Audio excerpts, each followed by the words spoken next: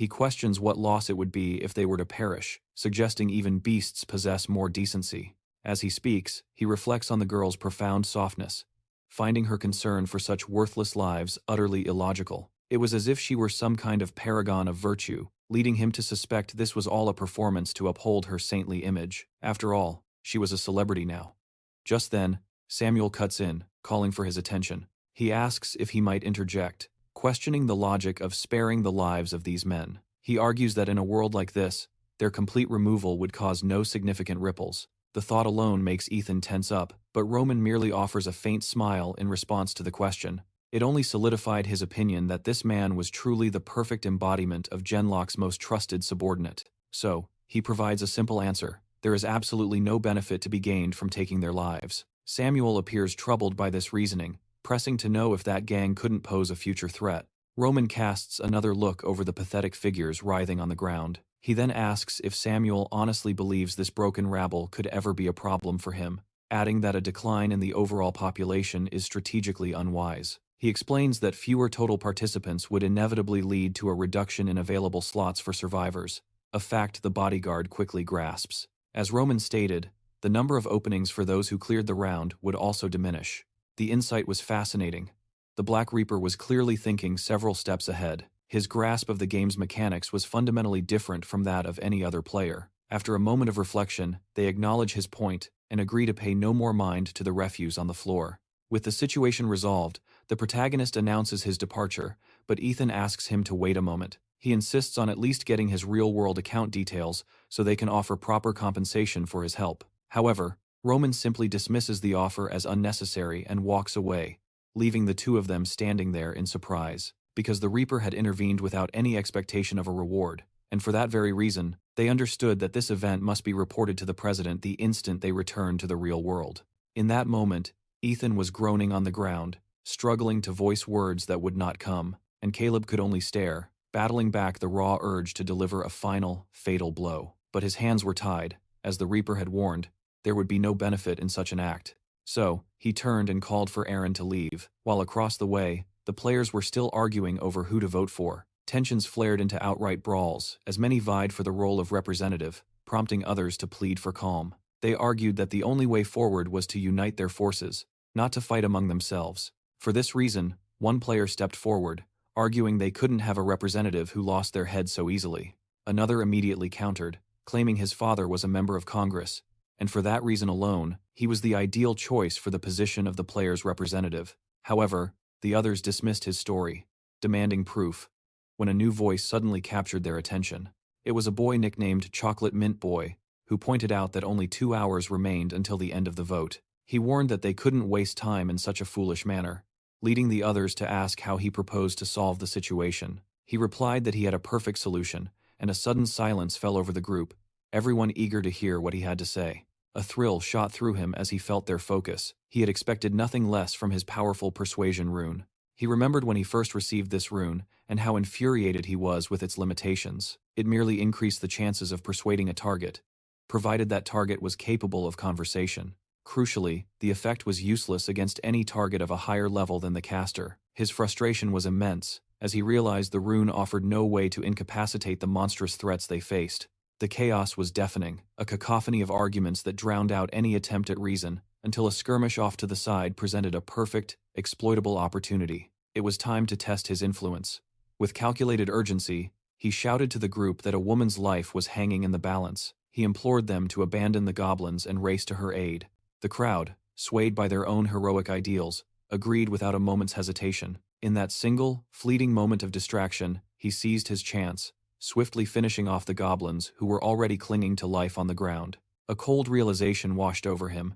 If he could sway them this easily, securing the title of regional representative would be almost effortless. Pressing his advantage while his persuasive rune still glowed, he declared that their first order of business was to formally decide on the candidates. He proposed narrowing the field to a maximum of 5 individuals, after which they would hold a proper vote to decide their leader. Murmurs of approval rippled through the assembly. His logic was a beacon in the fog of their indecision, and it made perfect sense. They all recognized that their endless bickering had been a path leading them absolutely nowhere. Seizing control, Johnny then called the proceedings to order, requesting that all who wished to be considered make themselves known. A portly man's hand shot up immediately, but Johnny swiftly added a new rule. One could not nominate oneself. He explained that self-nomination would only lead them back to the same stalemate. The man's face fell in frustration, a sight that amused Kale. It was, after all, remarkably simple, to persuade a group of desperate people. The new rule sent them all into deep thought. An uncertain silence fell over the crowd as they struggled to think of a suitable candidate, while Johnny waited patiently, confident the silence was working for him. He was certain that if the quiet held, they would have no choice but to nominate him. But just then, a single voice shattered the stillness. The player nominated Kale to be their representative, declaring that he was, without a doubt, the most suitable leader among them. The reason given was his apparent leadership and logical thinking. Playing his part, Johnny asked the nominator if he was absolutely certain. The young man affirmed his choice, citing how well Kale had handled the prior situation. The blue-haired boy found the entire unfolding drama incredible. He was amazed that the simpletons were falling for the scheme. Kale, meanwhile, graciously thanked the man for the vote of confidence. He then opened the floor, asking if anyone else had something to contribute. At that very moment, another hand was raised in the crowd. With a confident smile, he casually suggests they recommend the one known as the Black Reaper. After all, it only seemed logical for the individual who secured first place in the initial round to be nominated. Instantly, two more hands shoot up, one nominating the second-place contestant, the other putting forward the third. One of the newly nominated carries the peculiar title, Life is a Documentary, while the other is the formidable Black Dragon. Aiden steps forward, his voice cutting through the murmurs, announcing that the roster of 4 candidates is now set. He offers one final spot to the room, but when silence is his only answer, he claps his hands with an air of finality. The nominations are closed with 4 contenders, he declares, and before the voting commences, he calls upon each candidate to deliver a speech, confidently stepping up first, believing this part would be effortlessly simple. Yet, before he can utter more than a few words, a harsh voice slices through the air, telling him to silence his meaningless rhetoric. Aiden spins around, bewildered by the interruption, his eyes locking onto the defiant figure of Julian. Julian, the very man nicknamed Life is a Documentary, begins a slow, deliberate approach. His face is a mask of irritation, fed up with the hollow words, and with each step, he commands Aiden's undivided, nervous attention. Do you truly believe life is so simple? Julian scoffs. That a few pretty words will make everyone bend to your will? A cold spike of fear pierces Aiden's composure. His mind races, wondering if his secret ability has been exposed, but he quickly dismisses the thought as impossible, convincing himself that Julian is simply spouting baseless accusations. Julian closes the distance, his voice low and dangerous. And just who are you to decide the fate of this region's representative? The young man, still channeling the subtle magic of his persuasion rune, warns Julian that he is crossing a sacred line. He begins to lecture, stating the old adage that a person's words are a reflection of their very soul. Do you truly think such hostility will win anyone over? He asks, certain his enchanted words would now take hold and pacify the man. But his power only seems to fuel Julian's fury, who snarls back, wanting to know if he's being subjected to some pathetic sermon, because one wrong move could mean his immediate demise. A chilling fear gripped the blue-haired student. His ability was utterly useless, a terrifying confirmation that this man was on an entirely different level. The brute, Jasper, began to roar at the terrified crowd, demanding that they cast their votes for him. He made a chilling promise. If they refused, he would personally eliminate every last one of them.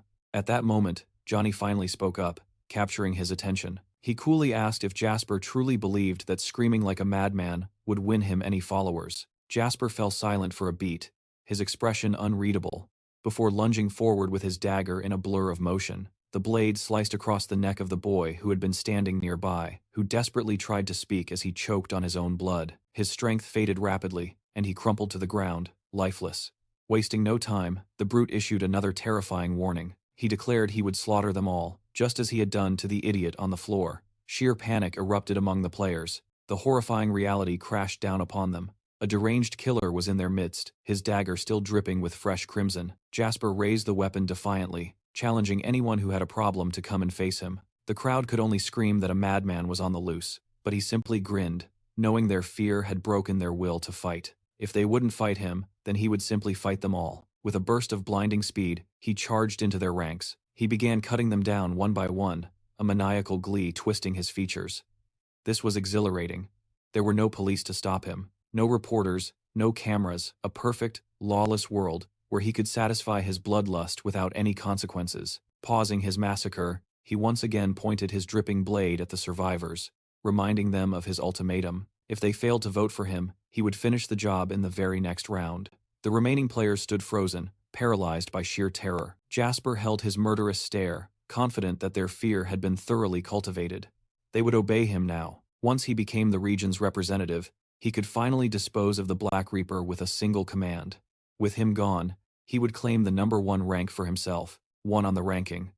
Meanwhile, in another part of the arena, with every blur of his scythe, notifications of elimination flash relentlessly before his eyes. The kill count has already climbed to a staggering 265, and in response, all his attributes have surged by a full 100%. Fueled by an active triple experience buff, he glances at his status to see he's already reached level 16, but a flicker of doubt crosses his mind. He had expected to be much higher, noticing with frustration that the pace of leveling slows to a crawl the further he progresses. Even after slaying more than 200 monsters in just the last 2 hours, he has only advanced a mere 6 levels. The only silver lining is that the act of hunting itself has become almost trivial. This effortless power, he knew, was a direct result of the potent runes he wielded. The Reaper's rune doubled his damage output, while the Killing rune amplified his attributes, turning him into an unstoppable force. At that thought, he dismisses his spectral weapon, watching as it dissolves into nothingness. The timer strikes 0, signaling the arrival of the voting hour. In a flash of light, all surviving players are summoned back to the starting point. They materialize one by one into a scene of utter carnage. The ground is littered with the bodies of their fellow players, and a palpable wave of fear washes over them. They can't comprehend the massacre that unfolded. Aaron, his voice trembling, points toward a figure drenched in crimson and asks, Did you kill all of them?" Raymond remains silent, his gaze fixed on the apparent victor of this bloodbath, a man named Victor. He knows the man well by reputation. Victor, the ruthless leader of a local gang and the second most powerful fighter from his home district. Unfortunately, the man's personality was as foul as his reputation. Raymond watched him now, confirming just how truly despicable he was. He knew it was better to defuse a ticking time bomb before it detonates, but he held back. The time wasn't right. Not yet. As if on cue, Victor swaggers toward Raymond. "There you are," he smirks. "I've been waiting for you." He adds, "I just wanted to make a small proposition, to cut right to the chase. I want you, the infamous Black Reaper, to become my servant." Raymond's eyes narrow. "What do you mean, servant?" Victor idly spins a dagger.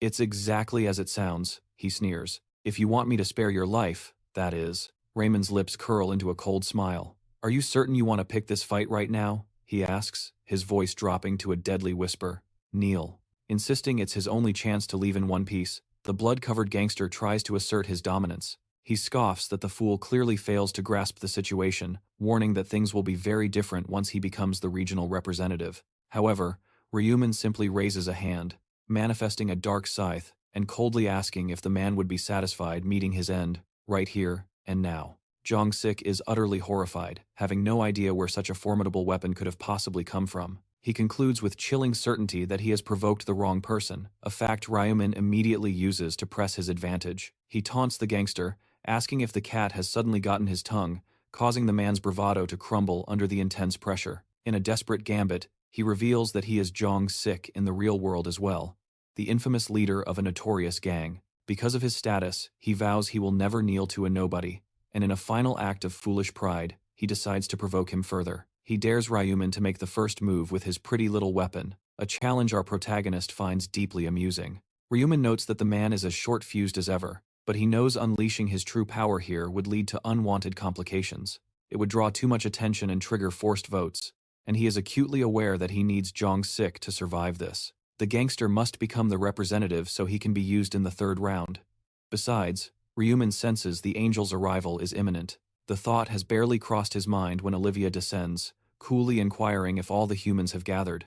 With her appearance, Rune tells the thug that his luck has held out, making it crystal clear what will happen next time. He advises him to think twice before challenging someone, unless he desires a premature end to his story. Jong-sik remains silent, his heart still racing from the brush with death, but he inwardly swears he will repay this humiliation in full. His opportunity will come when he is the representative. As if on cue, the angel asks if they have successfully chosen their leader. Glancing at the bodies on the ground, she dryly comments that their 3-hour deliberation involved more than just conversation. She clarifies that it is of no concern to her which of them lives or perishes, as she views all humans as nothing more than trash. She then announces that the voting shall commence, and a holographic system instantly materializes before every survivor. The rules are declared.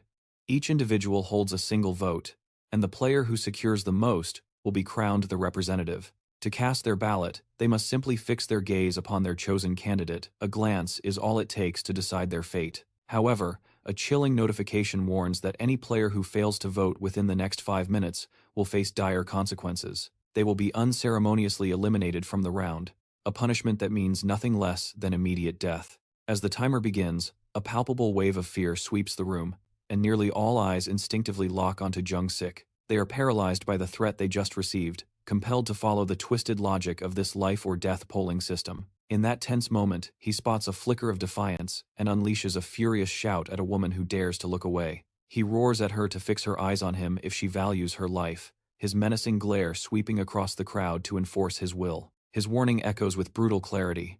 To look away from him is to sign your own death warrant.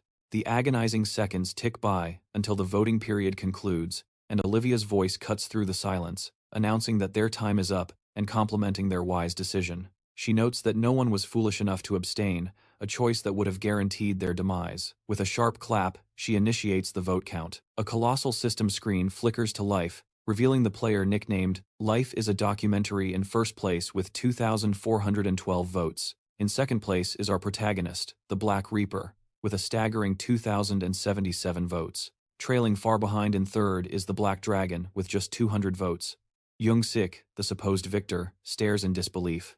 He cannot fathom that he won with only 2,412 votes, and to fuel his rage, the Black Reaper had come so close behind him. This narrow victory infuriates him, and he turns on his followers, accusing the idiots of betraying him and voting for his rival. Ignoring his outburst, Olivia declares the results final, confirming that the player, Life is a Documentary, has officially won. He is now the regional representative, and with this new title comes a great and terrible reward. She informs him that he is being granted the command authority, a power that allows him to dominate the will of those around him. A sinister smile spreads across Jung-sik's face as his system confirms the acquisition of this absolute power. He savored the fantasy, a world where the Black Reaper would finally regret sparing his life, brought to heel by a single command.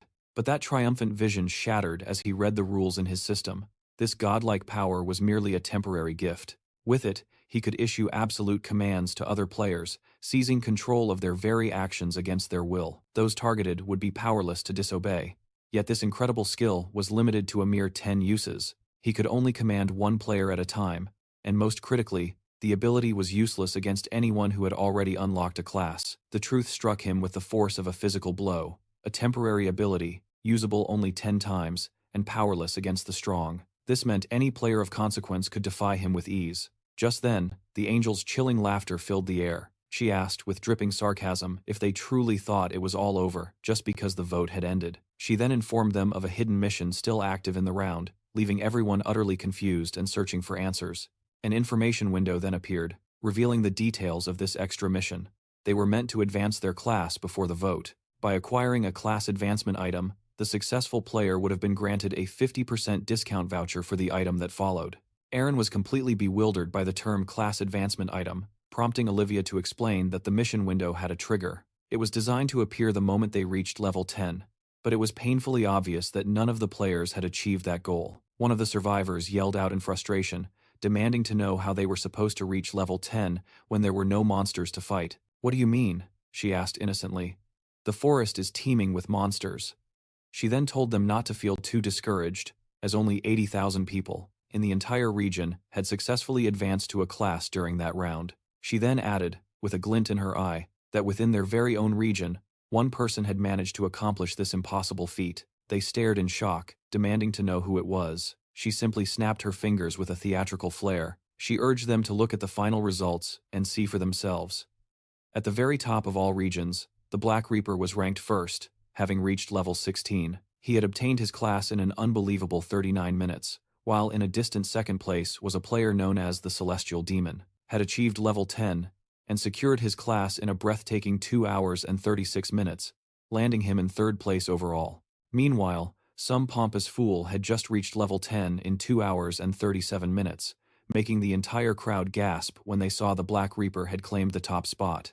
In that moment, every single eye turned to him, as he was the only player in the entire region to have successfully advanced. But the greater shock was the class he had obtained, the Reaper, a perfect and chilling match for his chosen moniker. Murmurs rippled through the assembled players, all of them speculating on the nature of the Reaper class, a name that could only belong to something immensely powerful. Their theories seemed confirmed by the colossal scythe he wielded, but Julian watched from the sidelines, convinced this was all just an elaborate sham. His original plan was to use his command authority to compel the so-called Black Reaper to end his own life. But that path was now closed to him. As if on cue, Olivia began to clarify the results of the second round. She explained that the rankings were determined not just by speed, but by the order in which players completed a hidden extra mission. Her explanation faltered as the pieces clicked into place. Realizing the first to change class in their region was the Black Reaper, she spun around in pure astonishment. She addressed Raymond directly, her voice laced with awe.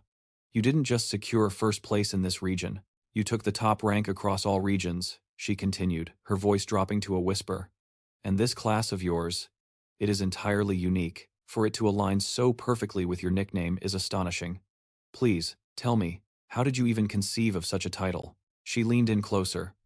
"Or, did you already know, somehow, that you would be the one to obtain the Reaper class?" Raymond calmly replied that he possessed no such foresight and had no idea his chosen name would match his destiny. Perhaps it was fate, then, Olivia mused, oblivious to the fact that every other player was now hanging on their every word. Raymond felt a surge of satisfaction, knowing a crucial secret. Not even the divine angels of this world understood how the Reaper class was truly obtained. They only knew it was a singular existence in the world. Olivia, for her part, was practically vibrating with excitement. She had never imagined that someone from her own territory would be the first to undergo a class change, let alone a unique one, when a sudden realization struck her. "So, you're the one," she whispered, "the individual who will be unaffected by my command authority." The nearby players overheard, their faces twisting in confusion. The question was raised: how could the Black Reaper remain completely unaffected by the command authority? A cryptic smile touched her lips as she explained the simple yet profound truth. The authority she granted was never meant to bind humans,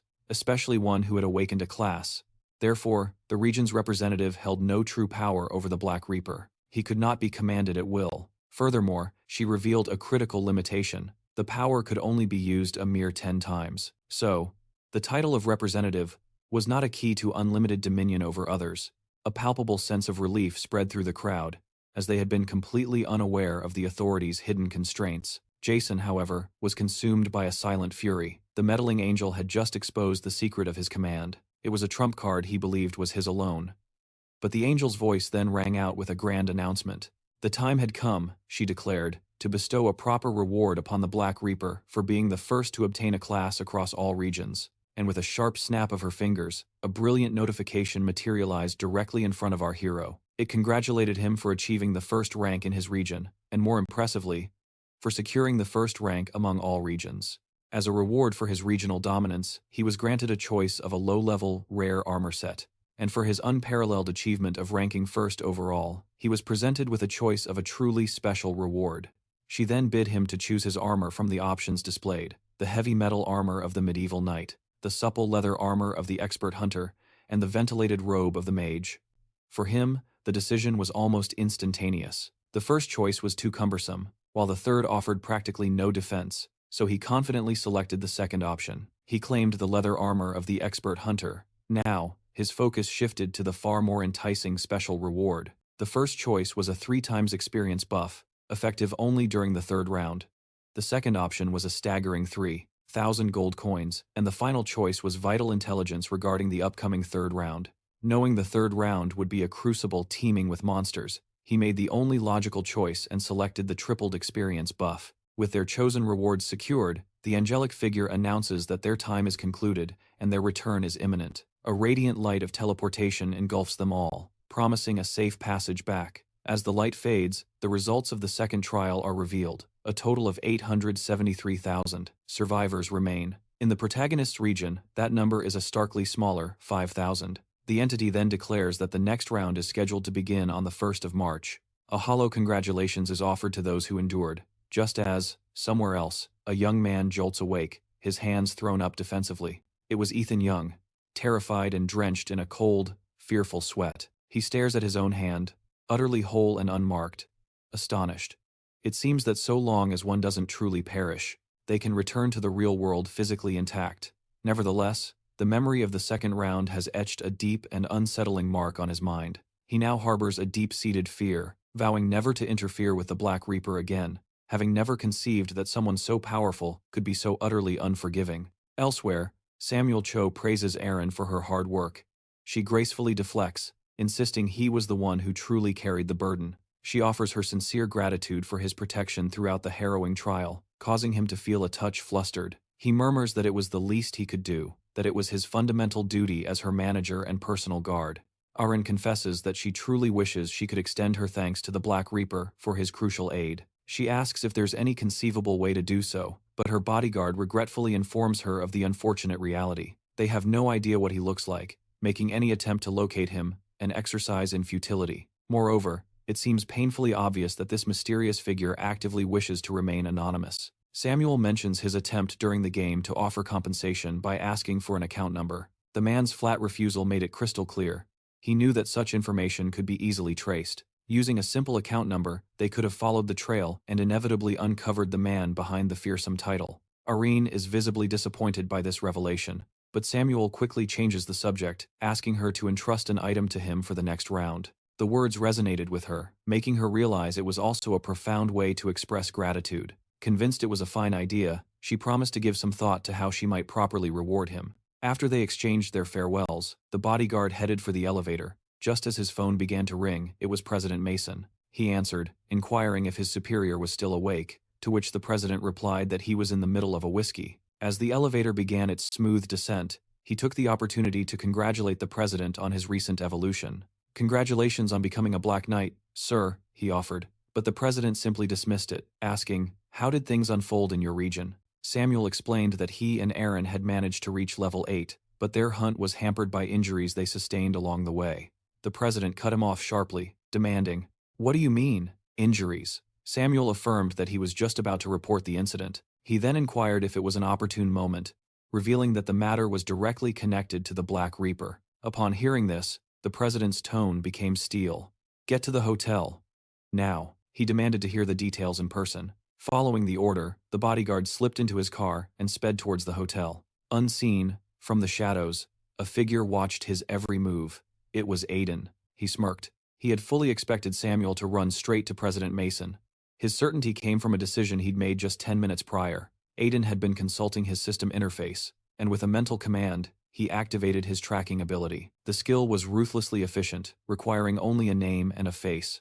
With both locked in, the target was found. The system confirmed that Samuel was a mere 9 meters away, making Aiden deduce he was incredibly close. He must be in the penthouse with Erin, he mused. But just a moment later, the situation changed. The proximity sensor showed the distance rapidly, increasing first to 23 meters, then to 56. When it finally hit 87 meters, Aiden knew. At that speed, Samuel could only have taken the elevator. He concluded Samuel was on his way to see President Mason. With a new objective in mind, Aiden grabbed his jacket and made for the parking garage. He felt a surge of satisfaction, knowing it was a brilliant move to activate the tracking ability the moment he returned from the second trial. Meanwhile, in a lavish hotel penthouse, Gideon Locke stood, silhouetted against the full moon, gazing out over the city. He mused that such a night was perfect for a hunt, yet he reined in his instincts, opting instead to await the incoming report. Taking a seat, his thoughts immediately drifted to the enigmatic name that had been troubling him, the Black Reaper. He couldn't fathom who this individual could be, an unknown player who had astonishingly seized the top rank in both rounds of the trial. A deep sense of unease settled over him, a chilling premonition that something was terribly wrong, leaving him to wonder about the implications. If a being of such immense power had indeed targeted his subordinate, he was resolute in his next course of action. He knew he couldn't remain idle. An attack on his most trusted right-hand man was a direct challenge to his own authority. Therefore, regardless of their identity, he would not tolerate anyone obstructing his ambitions. Even if it was the #1 rank holder, his path would be cleared.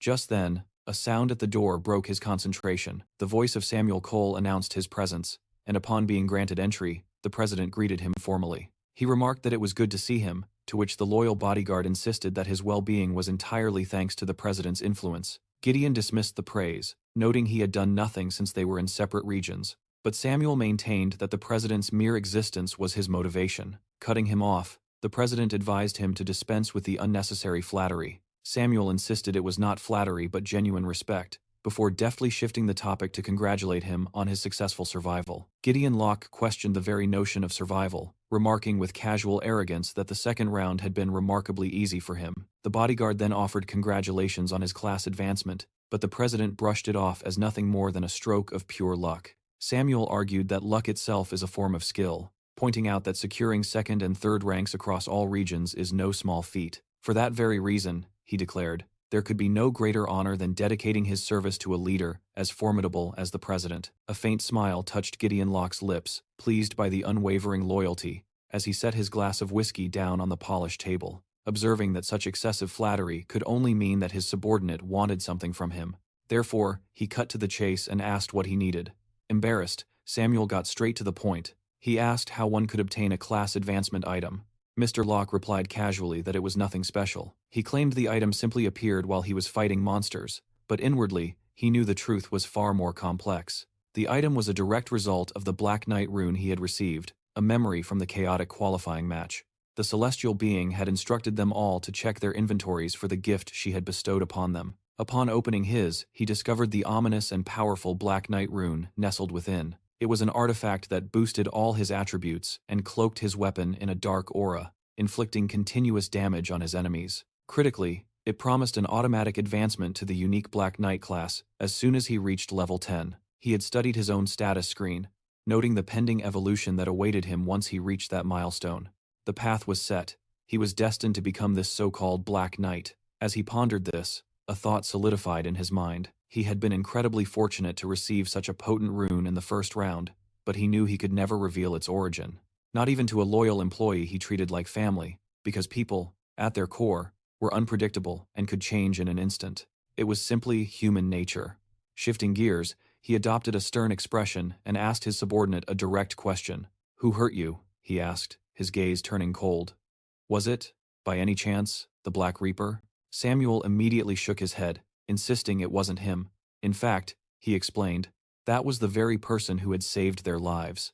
Mr. Locke was taken aback by this revelation and demanded to hear every last detail. After Samuel finished his harrowing account, the president asked for clarification. "So it's true?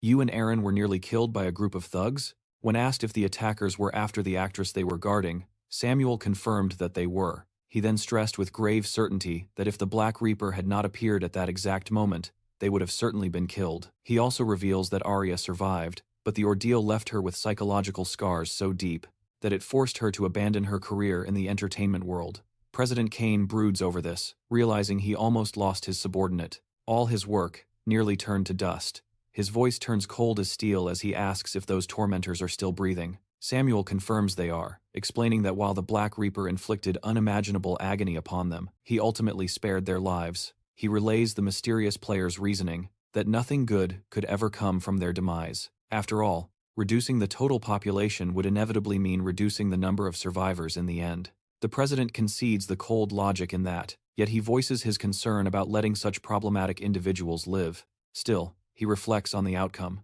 Thanks to the Black Reaper, his subordinate and Arya emerged physically unscathed. For that, he owes a significant debt and declares his intent to reward him, but Samuel quickly explains that he already tried. Apparently, the player in question insisted it wasn't necessary and vanished from the scene almost immediately. President Kane muses on who could refuse such a reward so swiftly, but the answer seems obvious. They must be terrified of their identity being exposed.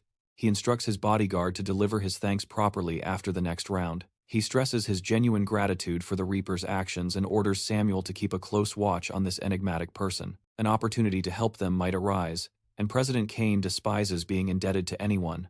Then, his expression hardening once more, he demands to know the names of the bullies who caused this devastation. Meanwhile, concealed in the shadows outside, our protagonist muses on Samuel's fierce loyalty to President Kane. The man had reported directly to his boss the very moment they returned from the brutal second round. Having confirmed the outcome, he decides it's time to leave and summons a vehicle for his departure. It dawns on him then, he had never considered the possibility that a celebrity under President Kane's sponsorship resided in the very same building as him. He now realizes he definitely owes his brother a word of thanks. He realized that if he hadn't ventured out to distribute those cakes, their paths would never have crossed, and he would have remained oblivious to the hidden connection between Silas and Aaron. He understood that fostering a relationship with these individuals was essential to earning Gideon Black's trust down the line. Though he was uncertain about taking them to the 20th round, one thing remained perfectly clear. Gideon Black's Black Knight rune was so incredibly potent, it practically felt like cheating the system. However, it came with severe downsides, such as being forcibly bound to the role of a Black Knight.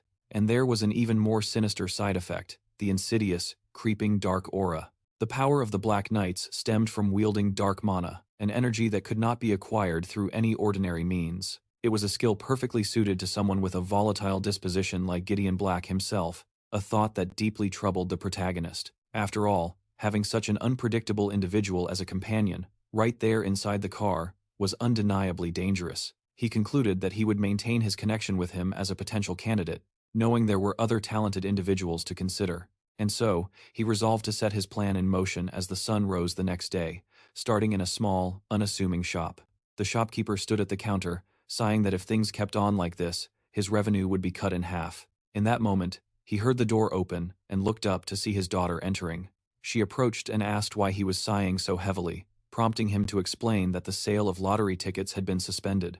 While the government provided a reasonable excuse, it was apparent that the true blame rested with the players. She was surprised to hear this, recognizing the truth in the claim that they were unaware of the full extent of their abilities. Her father continued, explaining that circumstances were difficult due to the high cost of labor. But then, she offered a reassuring smile and announced that she would be graduating soon. She promised she could begin helping at the store, also suggesting that perhaps it was best to find a part-time job for the time being. He urges her not to worry, assuring her that he will handle their finances so she can focus entirely on her studies. Looking intently at his daughter, a shadow of concern crosses his face as he asks if she has truly given up on going to college. Knowing her exceptional grades and her lifelong dream of becoming a doctor, Julie quietly confirms that she has been forced to abandon that ambition. She explains that school feels utterly insignificant in their current predicament, and he sinks into depression, realizing that money is the least of their worries now. The horrifying possibility that she could be lost forever in the next round of the game looms over them, a far more terrifying threat. He apologizes,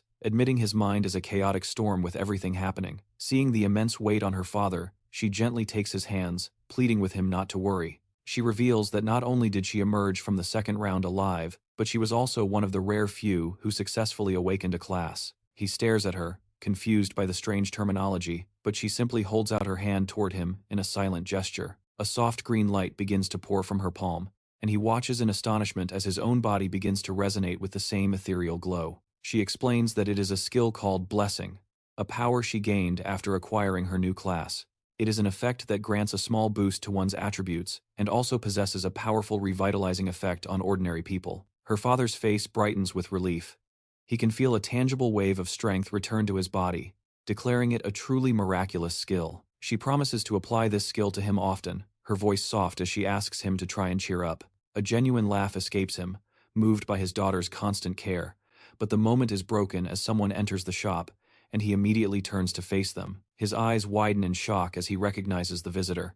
Julie whispers beside him, asking if he knows the man. He explains that it's the famous lottery winner, the one who claimed several first-place prizes. As Ryan approaches the counter, he asks if the owner remembers him. "I'm the one who spent $100,000 on lottery tickets here," he clarifies. The vendor confirms that he remembers him well and then asks why he has come back to the shop. Ryan bows deeply, stating that he would like to offer his apology, a gesture that leaves Jorge completely stunned. He asks why he is apologizing so unexpectedly, demanding to know what he has done wrong. He had seen it on the news. His unbelievable streak of first-place wins had brought the ticket sales to a grinding halt. For that reason, he offered a heartfelt apology, genuinely concerned about any financial damage he might have caused the humble shop. Julie watched the exchange in silence as the vendor quickly assured him not to worry, insisting that he held no blame. Despite the man's claims that he wouldn't starve over a lottery ban, Rune countered, explaining that his conscience wouldn't allow him to let it go. Certain that his actions had negatively affected the store in some capacity, he held out a thick envelope. He explained it was a gesture of compensation, however small it might seem, for the trouble he had caused. The owner asked what it contained, and Ryuman replied, 10 million wons, a figure that left the man utterly shocked, stammering that he couldn't possibly accept it. But Ryuman simply turned away, pleading for him to keep the money as he began to walk off into the crowd. The man was paralyzed with indecision, completely overwhelmed by the thought of accepting such an astronomical sum. Snatching the envelope, Julie declared she would return it, then immediately darted after Ryuman, calling for him to wait a moment. He stopped and turned, and she finally caught up, asking if his name was really Ryuman. He confirmed it was, then coolly asked who she was. An awkward flush crept up Julie's face. She was stunned that he didn't recognize her, considering they were in the very same class. He feigned confusion, acting as if he had no idea what she was referring to, prompting her to ask again if he truly didn't know they were classmates. Ryuman apologized, claiming he wasn't very good with faces, yet he knew precisely who stood before him. The girl was Julie Min. She was not only the daughter of the convenience store owner, but also the holder of the unique buffer class. He had made this discovery right after his return, noticing her name on the same class roster as his. The coincidence had left him astonished, a sign that perhaps destiny was real, given that his entire reason for this manufactured meeting was a calculated move to bring her into his circle. Breaking his train of thought, she asked if they could talk somewhere more private. He agreed without hesitation, and the two of them relocated to a small, quiet square nearby. Once there, Julie tried to return the envelope filled with money once more, earnestly explaining that her family couldn't possibly accept such an amount, and pleads with him to take it back. Roman, however, already understood. He knew that 10 million won was a staggering sum for most people, and he offered it precisely because he was certain they would refuse. He knew that regardless of the hardships they faced, she simply wasn't the type of person to willingly fall into another's debt.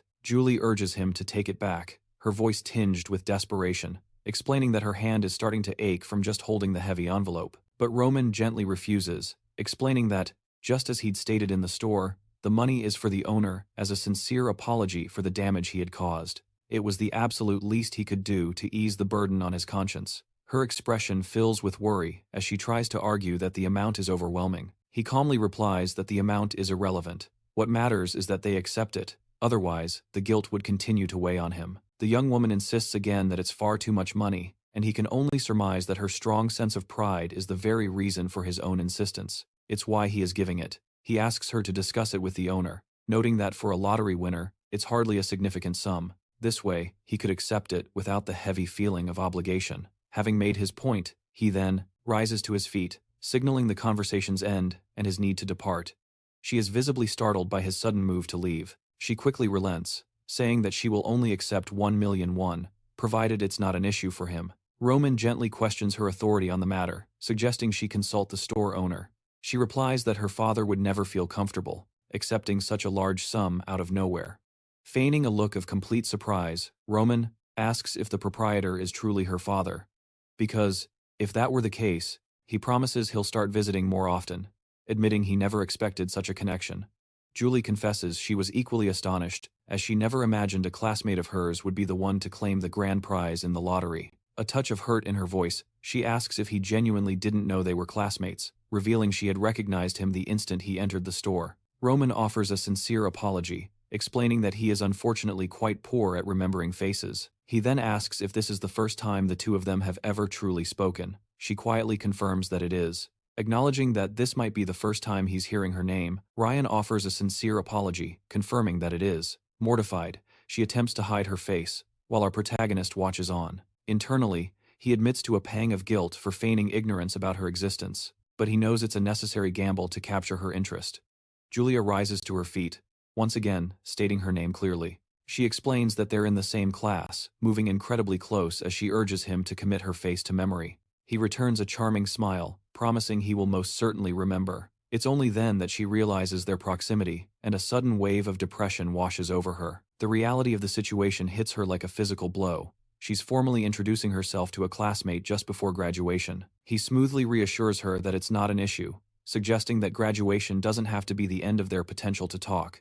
Building on this, he asks if she might give him her phone number. Flustered, she stammers, asking if he truly wants it. He confirms without hesitation, asking if there's anything wrong, pointing out that it's hardly strange for one classmate to give their number to another. Julia concedes, and after handing back his phone with her number now saved, He remarks that perhaps fate itself brought them together. He suggests they should talk frequently, but then abruptly adds that he must leave for an urgent matter. She insists it's fine, and it's only after he's gone that she realizes she never managed to give back the envelope. Ryan had flatly refused to take it, and now, she can't conceal the burning embarrassment she feels. His completely unexpected request for her number had sent her heart into a frantic, fluttering rhythm. She is overcome with pure happiness, regardless of whether he only asked for her number with the intention of being friends. In the quiet of her heart, she admits she has always been fond of him.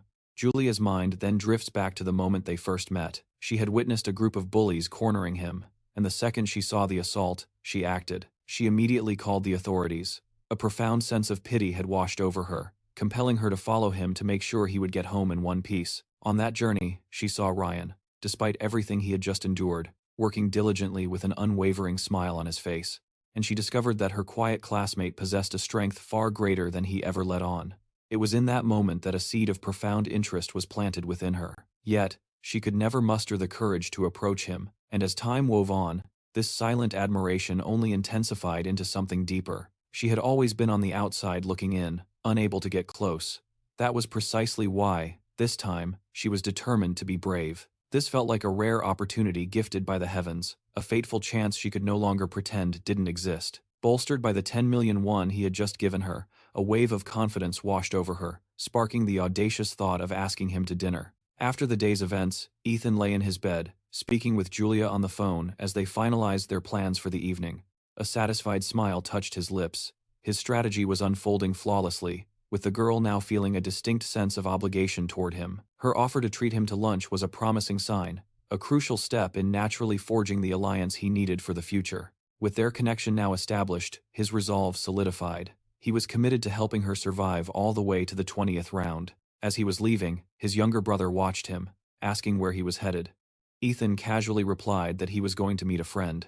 His brother found this deeply suspicious, probing further, "Is this friend actually a girl?" Ethan quickly dismissed the notion as nonsense. He simply repeated that he was going out for lunch, but the denial only confirmed his brother's suspicion that a girl was most certainly involved. The realization left him shocked, as every sign pointed to Ethan going on a date. Meanwhile, Ethan arrived at a steakhouse to meet Julia. He asked if she was enjoying the steak, and she replied that it was perfect, her mind still trying to catch up with reality. She found it impossible to believe she was actually having lunch alone with him. The day felt like a fantasy that could only get better. A comfortable silence stretched between them for a moment, until the atmosphere began to feel just a little awkward. Feeling the urgent need to say something, anything, her mind latched onto the one topic that truly connected them, the lottery. She asked how it was humanly possible to win 4 times in a row, to which Ethan responded with a mysterious calm, "I saw the winning numbers in my dreams." His answer left her astonished but even more intrigued. She leaned in, asking just how much he had managed to win, thanks to these dreams. Ethan smiled, replying that he had won enough to last a lifetime, though his tone grew serious as he added that his current focus was simply on preserving that life. She comes to a realization, remembering the games, and immediately asks him how he fared during the first round. When she questions if he found it difficult to eliminate the goblins, he admits that he did, confessing it took an eternity to finally succeed. Still brimming with curiosity, Julie inquires about the region he was assigned to, but the protagonist replies that he isn't entirely sure. He only knows that its designation ends in the number 5, which causes the girl's face to fall, as hers concludes with a 7. This meant, unfortunately, that their paths were not destined to cross there, a fact that secretly amused the main character. He silently urges her not to feel disappointed, knowing with absolute certainty that their meeting was inevitable. As the number of players dwindled, the regions would surely merge.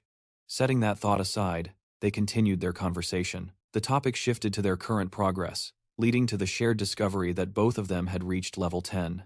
A spark of excitement ignites in her eyes as she announces she received an amazing class called Buffer, to which he feigns surprise. He plays along, asking if the name implies she can grant enhancements to others, all while a sense of triumph grows within him. Just as in his past regressions, she had obtained the exact same class. Thrilled, she asks if he would like to witness its power. She explains that her new skill is called Blessing, an ability that provides a slight increase to a player's attributes. As she speaks, she casts the ability on him, and he watches his system interface as the changes take effect. A notification confirms that all of his attributes have been boosted by 50% for a duration of 3 hours. A wave of satisfaction washes over him as he praises it as a truly amazing ability, thinking to himself that he expected nothing less from a unique class. He was well aware that the skill's effectiveness was only just beginning and would eventually increase to a full 100%. Furthermore, he was genuinely pleased to be enhanced, as receiving this specific buff was precisely what he had been planning for. The reward he had obtained from his own class advancement was a random gold pouch, but its contents were directly influenced by the luck attribute. To put it simply, the higher his luck stat when he opened it, the more gold he stood to gain. He makes her day by genuinely affirming that her ability is truly incredible, earning a bright smile from her in return. She declares that her support is his to command, promising to lend her power whenever he needs it. Ethan, sensing the weight behind her words, gently asks if there's something more she's trying to convey, causing a flustered Arya to blush in confirmation. She then voices her profound gratitude for the 10 million won, mentioning that her father also wanted to extend his deepest thanks. With firm resolve, she insists that she will repay his generosity one day, though the means to do so are still unclear to her. Ethan questions her, gently reminding her that she had previously insisted he shouldn't concern himself with repayment. A soft smile graces her lips as she proposes that if money is not an option, perhaps she can offer a different form of compensation. She then asks him to accept a small item from her hand, explaining that she found it during one of her recent expeditions. She pleads that since he refuses to take money, he could at least accept this token, as it is a gift offered sincerely from her heart. With the matter settled, they leave the restaurant, reflecting on their wonderful lunch and eagerly agreeing to meet again soon.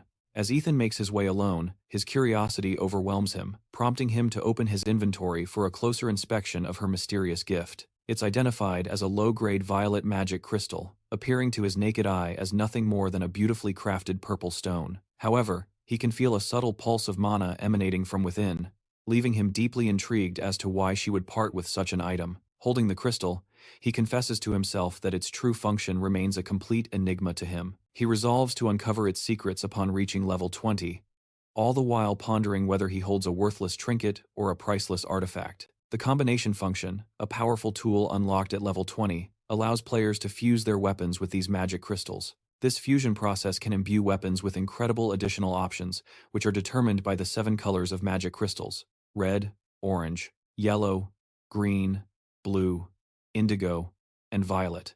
The red crystals are known to enhance pure, destructive damage. Orange crystals bolster strength, yellow increases luck, green grants incredible speed, and blue sharpens a user's intelligence. Indigo crystals reduce all incoming damage, but it is the final one, the violet crystal, that is spoken of in legends as the rarest of all. It possesses the lowest drop rate in existence because it boosts every single attribute simultaneously.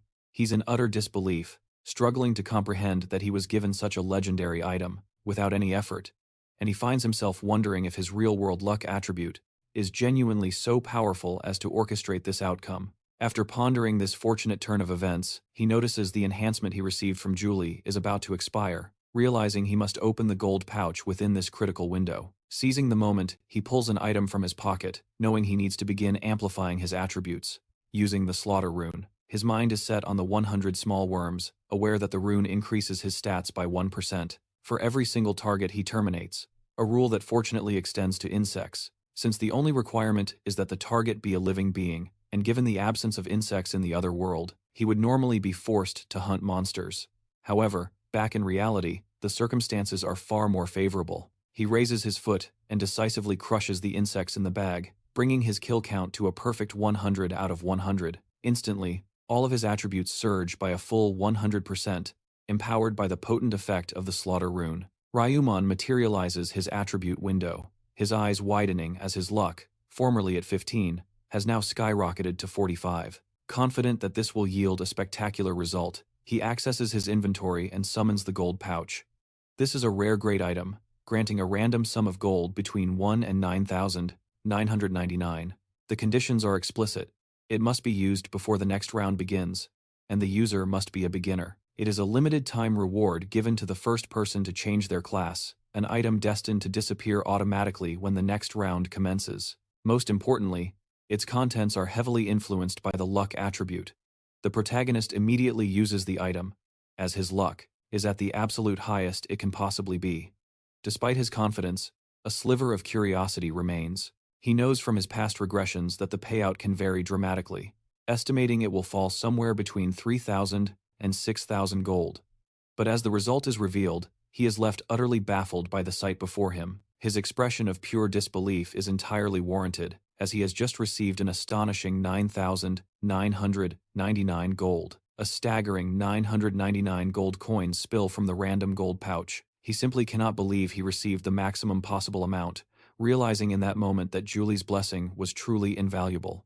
His total wealth now stands at 16,249, and with that formidable sum, he knows that an epic-grade item is finally within his reach. With a sense of purpose, he closes the system interface, aware that the specific item he covets will only be released in 2 weeks. Until then, he will let his fortune accumulate.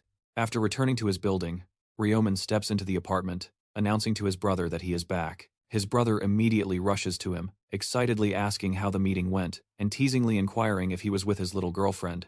Ryomen dismisses the nonsense with a wave, changing the subject to ask if his brother has eaten. His brother sits down, replying that he ordered black bean noodles. He adds that even though it was nothing extraordinary, it was a simple dish he had been craving for a long time. The comment strikes a chord with our hero, making him reflect on how it hasn't even been a month since they were struggling in a desperate situation. But now, everything had changed. He is also keenly aware that his investments in Bitcoin have surged to an incredible 105 million. And, just as in his previous regressions, he anticipates a significant market crash within the next 2 weeks. It would be wise to cash out before that happens. Beyond his financial strategies, another thought takes root. He decides it's finally time to obtain a driver's license and heads off to take the written exam. As he sits for the test, a wave of déjà vu washes over him. He has taken this very test dozens of times throughout his past lives. Because of this, he completes it with an air of casual confidence and prepares to leave. The examiner, noticing his swift departure, calls out to him. She asks if anything is wrong, puzzled by his abrupt exit, until a glance at her monitor leaves her completely startled. She stares in disbelief, seeing that this young man scored 95 points despite spending a fraction of the allotted time on the exam. A mere 4 days later, he holds his new license, proudly showing it to his brother while his mind drifts elsewhere. He muses internally that if one were to count all the years from his regressions, his true age would be that of a very old man. Shaking off the heavy thought, he then proceeds to purchase a Lamborghini Aventador, selecting the supercar without a moment's hesitation. It was a familiar choice, one he had made in every single one of his past regressions. He would have to negotiate the car's import with the seller, and without fail, the delivery would always take at least a full month. Each time, the seller's face would light up with unbridled joy, anticipating the massive commission he was about to receive from the sale. 2 weeks later, Ryomen determined that the time was ripe to liquidate his Bitcoin assets. His brother, noticing the sly, triumphant look on his face, asked him what had happened, to which he revealed that he had just sold every last one of his Bitcoins. The total profit was a staggering 300 million, a figure his brother found utterly impossible to believe, stammering that his initial 60 million from the lottery had somehow multiplied into this fortune. A sharp memory surfaced in his mind. He recalled how desperately he had tried to dissuade Ryomen from investing so much, never in his wildest dreams imagining such an astronomical return. Ryomen calmly admitted that even he hadn't anticipated making quite that much, considering that in his previous lives, the absolute peak of his earnings had been 280 million, adding that this time he would stop here. His brother was overjoyed with this decision, relieved that they would no longer be risking their entire fortune. His relief was short-lived, however, as Ryomen then declared his intent to start investing in stocks, a statement that made him violently spit out the tea he was drinking. "What could you possibly know about stock investments?" he demanded. But Ryomen simply told him not to worry, claiming he had seen it all in a dream.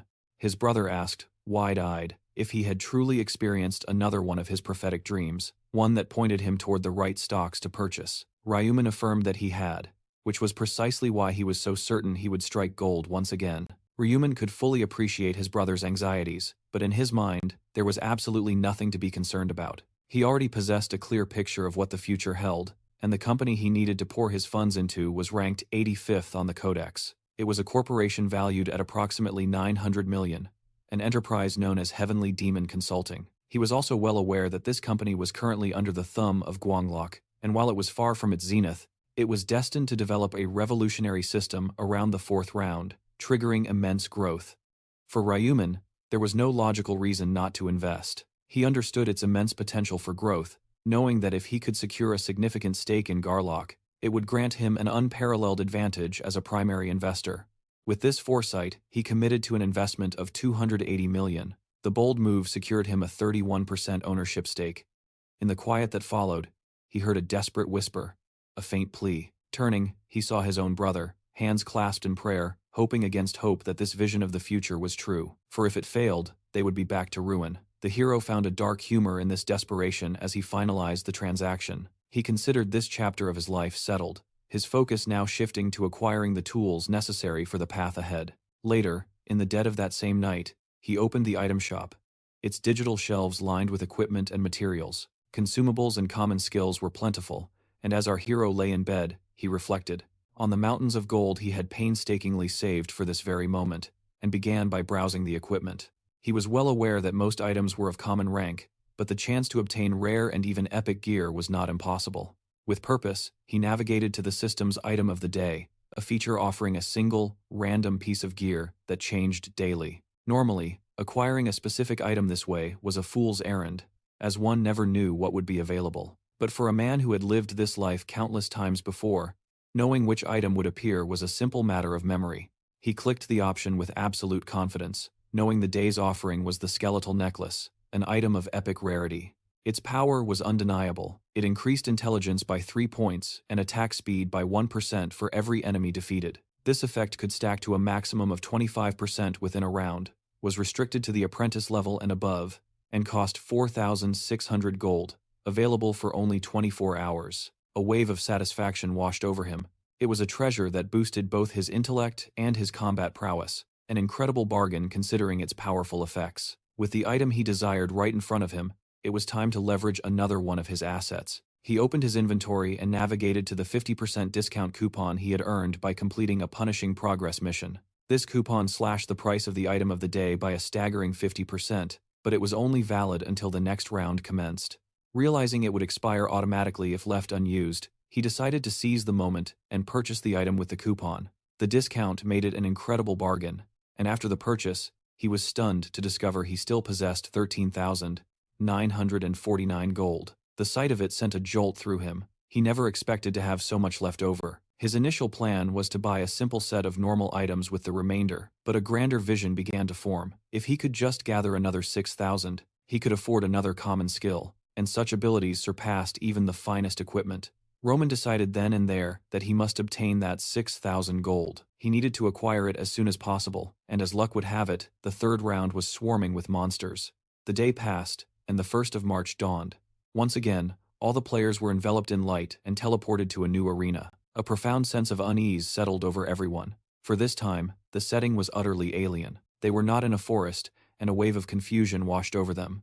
They began to notice the landscape was littered with destroyed houses. It appeared to be some kind of desolate village or ruin, until they made a chilling discovery. The entire settlement was enclosed by massive walls, and in the very center, a crystal pulsed with an ethereal glow, filling them with an ever-growing uncertainty about what horrors awaited them. As the third round began, our hero observed from a distance, watching the anxious faces in a place that felt deeply wrong.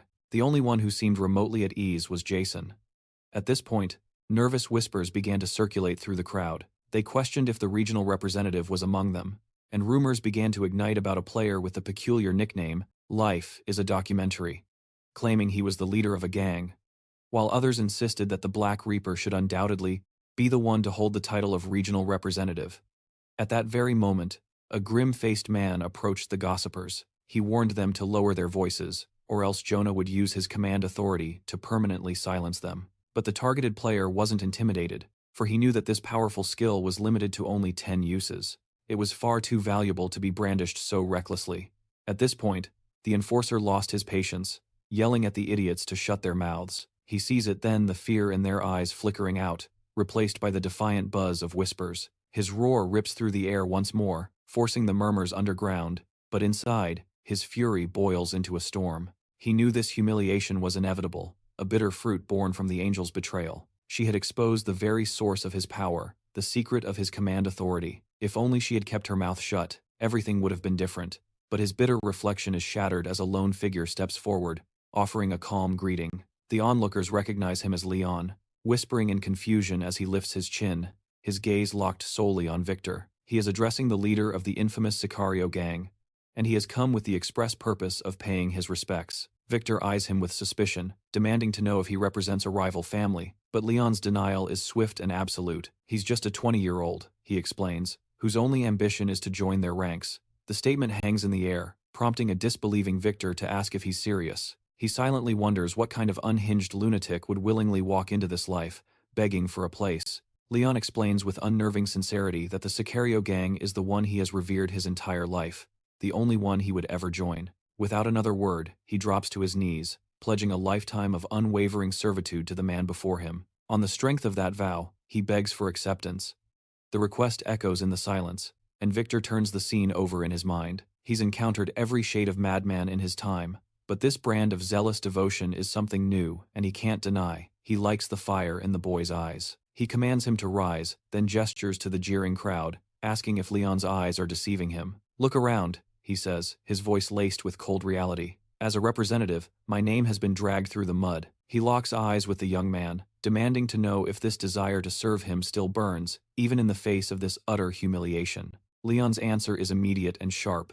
He doesn't care about reputation. He cares about the man he respects. He declares that, as long as he is accepted as one of them, the opinions of the entire world mean less than nothing. A heavy silence hangs between them for a beat, then a slow, dangerous smile spreads across Victor's face. He admits, a thrill in his voice, that he very much liked that answer, and will personally oversee his tutelage in the ways of the criminal underworld. Ethan admits that this is a profound honor, and for that, he is deeply grateful. As this alliance forms, whispers and gossip begin to ripple through the ranks of the other players. They murmur in disbelief that Ethan has truly sided with the representative, openly wondering if he has lost his sanity. Yet, even as they judged, they had to admit the old adage, "birds of a feather flock together," suddenly made perfect, chilling sense. Liam, however, simply observes the unfolding drama from a distance, a thoughtful expression on his face. He is pleased to see the two have formed a pact. In that very moment, the angel descends upon them. She surveys the gathering, her voice ringing out as she asks if all the humans are present, commenting that there are fewer than 90 people. Confusion spreads through the players, who question how this is possible, until their gazes fall upon the system interface. It informs them that their objective is to protect the relic for 3 hours, and that in their current region, there are a total of 4,900 participants, with only 1,225 eligible to complete the round.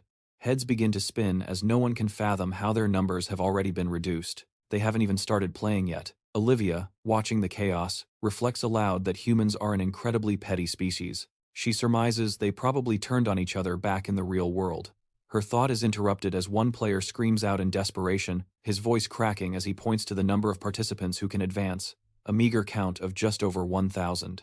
He pleads with the angel, asking if there's been some kind of error, as their chances have been cruelly slashed to almost a quarter. She erupts in derisive laughter, calling them all frantic fools for having apparently forgotten a fundamental rule. She explains that only half of them are permitted to survive each round, and since every last one of them passed the previous trial, it is only fair that a mere quarter should be allowed to survive this time. Panic seizes the crowd as the grim reality sets in. A malevolent smile plays on her lips as she explains that this outcome is more than fair. "It is," she purrs, "simply a matter of each of them fighting to stay in the top 25%.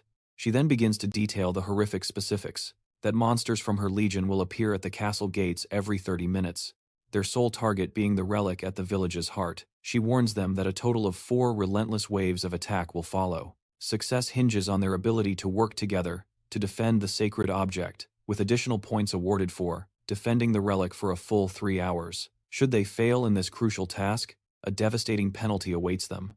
Ultimately, regardless of their success or failure, all players will be judged based on the sheer number of monsters they have vanquished," she continues, revealing that the very nature of this round will cause even more creatures to emerge, but they will possess only a quarter of their usual strength, a small mercy to make things more manageable for everyone. In return, however, the gold and experience points gained will be reduced in equal measure. Jasper's eyes light up with excitement. For him, it's a simple game of going out and eliminating as many monsters as possible, a task made laughably easy by the command authority he possesses. However, the angelic figure claps her hands, as if suddenly recalling a forgotten, vital piece of information. She asks if the player known as Life is a documentary, is the chosen representative, and clarifies that he is now permitted to use his special ability from this round onward. She then adds a chilling comment, sensing the unspoken question hanging in the air about what might happen. if this representative were to perish. She explains that if he is slain by a monster, or by natural causes, his seat of power will simply become vacant. However, the outcome is vastly different if he is felled by another player. In that specific case, the Slayer will immediately seize the title of regional representative and will inherit all 10 uses of the command authority. Upon hearing this, a shift occurs. Every player's gaze slowly turns toward Jasper, their eyes now filled with a cold, murderous ambition. Olivia delivers a chilling warning: the monsters will manifest in a mere 10 minutes. With a wicked smile, she challenges everyone to unite if they hope to endure the next 3 hours. Then, she vanishes into thin air, leaving Jax to roar in fury that this is all a ridiculous charade. His outrage is cut short when he turns to see a group of players with daggers drawn, all pointed menacingly at him. Bracing himself, Jax bellows for his men to charge forward, proclaiming that he will personally deal with every single challenger. Before the first wave of creatures can even spawn, the other players attempt to capitalize on the chaos and intimidate him. They boast that, by seizing the position of regional representative, their authority would increase 10 times over. On this basis, they argue that they would be far more suitable leaders than a common gangster. However, the entire confrontation grinds to a halt, as all eyes turn to see Ryder calmly walking toward Jax. The gangster's bravado falters, a flicker of fear in his eyes as he demands to know why the infamous Black Reaper is approaching. Ryder tells him not to be alarmed, as he only wants to talk. Jax, though visibly terrified, claims he isn't worried in the slightest. He warns Ryder that any threats will be useless, for he has absolutely no intention of surrendering his position. But Ryder cuts him off, smoothly stating that he isn't there to threaten, but to make a suggestion. He observes that it is abundantly clear the regional representative is in an extremely difficult position at the moment. Then comes the shocking offer. What if Ryder were to protect him? The proposal leaves the gangster utterly bewildered. Ryder clarifies that he will shield him from attack, ensuring that no other players would dare to target him. He would simply act as an escort for the duration, a notion so incredible that the crowd stares in stunned disbelief. The legendary Black Reaper offering to protect the representative meant that they would have to fight him as well. A wave of pure terror washes over them, leaving them frozen with indecision, their plans completely ruined. Jax witnesses this firsthand, realizing the profound fear a figure like the Reaper inspires, a fear clearly etched on the faces of everyone around them. The offer hangs in the air, a tempting poison, yet he knows such generosity is never without a hidden cost. He demands to know the catch, the price for this salvation. Our hero's reply is deceptively simple. It's nothing of consequence. All he asks is absolute obedience, a single, unwavering condition, to follow every command without question. The gangster is stunned by this proposition. It's not a deal, it's a demand for fealty, a request to become a mere subordinate. Suspicion clouds his face as he questions the motive behind the offer, probing for the nature of the commands he'd be forced to obey. Rune remains an enigma, refusing to reveal his true purpose, only repeating his demand for blind, unconditional loyalty. Jason Jung feels the walls closing in, trapped by the demand to surrender his will and walk into the unknown. He's terrified of the orders that might come, fearing this could be a twisted plot to have him erased in plain sight if he disobeys. Sensing his hesitation, Rune presses for a final answer, a choice that will ultimately seal his fate. As the eyes of every player lock onto him, the terrified gangster finally utters his response. He must reject the offer. Ryuman's gaze never wavers. Inwardly, a cold smirk forms. This was precisely the outcome he had anticipated. A man of his stature would never shed his pride so easily. Nearby, a player whispers in disbelief, questioning the gangster's choice. He speculates that it must be wounded pride, a foolish sentiment in a place where survival is the only thing that matters. The idea of choosing ego over existence angers a nearby swordswoman, her hand instinctively gripping the hilt of her blade. She scoffs, branding the gang leader a fool for valuing his honor more than his own life. Another warrior concurs, muttering that perhaps the man fatally misjudges the predators surrounding him. Ryuman simply watches, a silent observer, as the scene unfolds exactly as it had in his memories of the past. With a calculated shrug, he turns to Jason Jung, declaring that if the answer is no, then his hands are tied. He makes a show of turning away, announcing that whether their leader lives or perishes is no longer his concern. This declaration sends a jolt through the crowd, their bloodlust ignited by the sudden opportunity. With the formidable Black Reaper no longer concerned with the outcome, the rules of engagement had just vanished. Now, anyone could be a target, and a cold sweat trickled down Jongsok's spine as the implications set in. He knew with sickening certainty that he should have taken the deal. Just then, a system notification flared to life. It announced the imminent start of the first wave, urging all participants to brace for the coming onslaught. Monsters would materialize and then vanish within 30 minutes, and the number of foes defeated would be utterly irrelevant. The second wave was inevitable. A tense silence fell as everyone understood the primary directive: protect the relic, no matter the cost. They had 3 hours. For the gangster, that was a lifetime of looking over his shoulder. How could he possibly focus on the monsters when the real threat might be the players standing right behind him? This grim realization forced his hand. He would have to operate alone, treating this as a solo mission from here on out. It was then that he spotted something peculiar. The main character was also moving by himself, detached from the crowd. Watching him navigate the desolate houses, he couldn't help but wonder if the mighty Black Reaper was also planning to go it alone. His senses sharpened, his eyes fixed on what looked to be the main point of entry. The alert for the first wave blared, and with a deep groan, the massive gate began to part. On one side stood 4,900 players. On the other, a seething horde of 9,800 weakened goblins. Youngsik stared in abject horror at the sight of nearly 10,000 monsters swarming before them. A new notification mercifully clarified that due to the round's conditions, the goblins possessed only 1/3 of their original strength. The system concluded with a hollow wish for their success as the representative broke into a desperate sprint. This was sheer madness. He scrambled up a flight of stairs, his mind racing to comprehend why the Black Reaper remained perfectly still. Could it truly mean he was planning to face that entire army by himself? From his vantage point, he could see that the entrance was wide enough for at least 10 people abreast, and as the doors swung fully open, his mind reeled with the terrifying possibility. Perched atop a nearby roof, Jason watched our protagonist, radiating an almost arrogant confidence, clearly intending to face the entire horde alone. Jason was certain it was all an act, a bluff designed for a quick skirmish before a hasty retreat.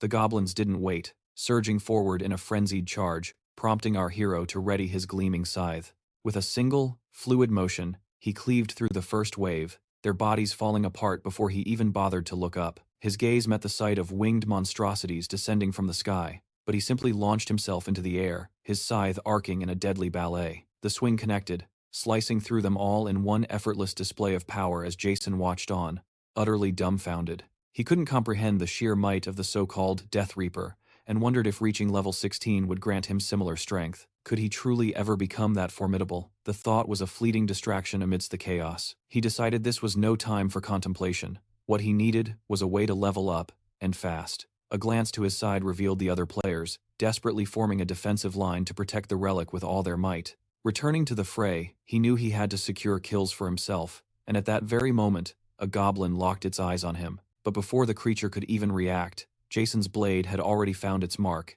ending it swiftly. Still on high alert, he sensed an enemy at his back, spinning instantly to land a perfect blow. Pleased with his rune's powerful detection ability, it allowed him to foresee their attack patterns, making the combat feel almost laughably easy. But as that sliver of pride entered his mind, something whistled violently past his head. A searing pain followed as the projectile tore a piece from his ear. He frantically scanned his surroundings, realizing with a jolt that it was an arrow. Yet, he had never encountered a goblin archer. The chilling realization dawned on him: the shot had come from another player. His thoughts raced.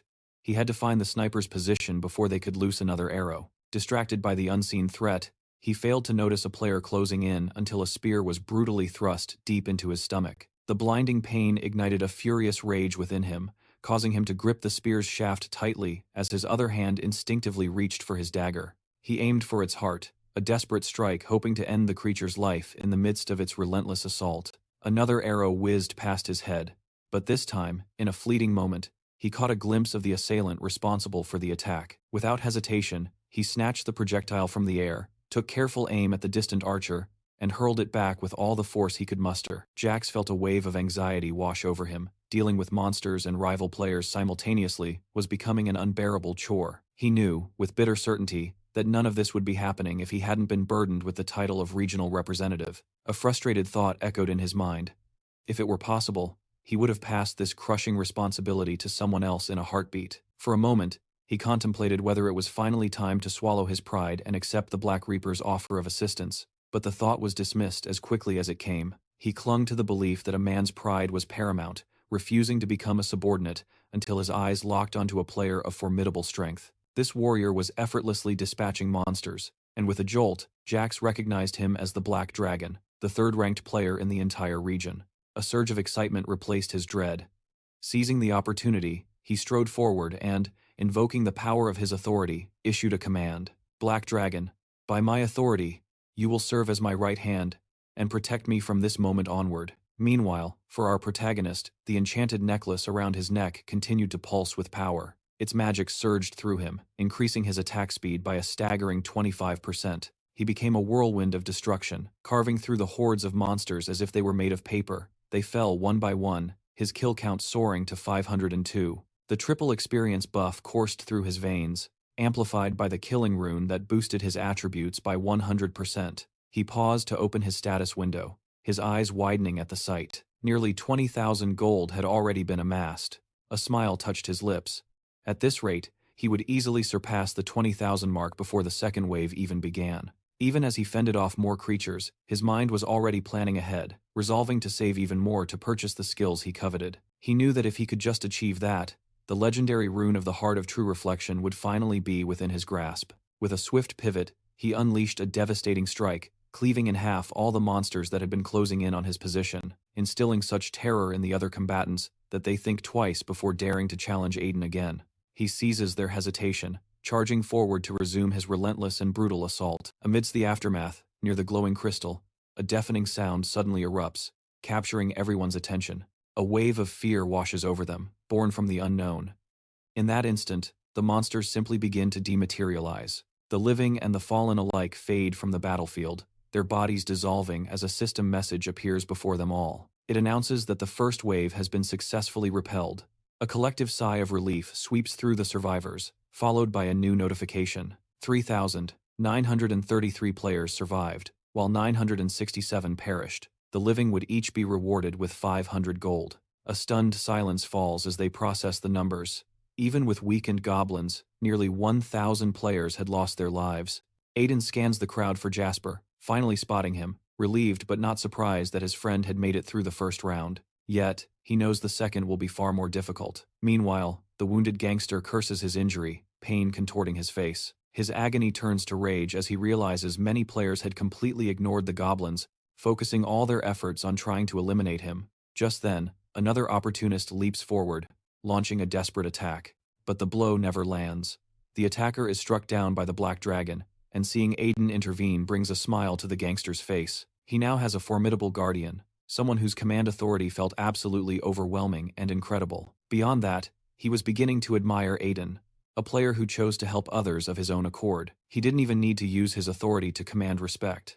At that moment, an intense, searing pain shot through the gangster's stomach. He glanced down, realizing his wound was far worse than he thought, bleeding profusely as a cold dread began to creep in. He wondered if he could truly survive for the remaining time. This entire ordeal was an absolute nightmare. But he pushed the fear aside, trying to muster his confidence. He had to survive, no matter what it took. At that moment, a new announcement silenced the field, declaring that the second wave was about to begin, and it would be 3 times as powerful. 933 players stood against a tide of 7,866 weakened goblins, yet the monstrous horde surged towards Leo alone.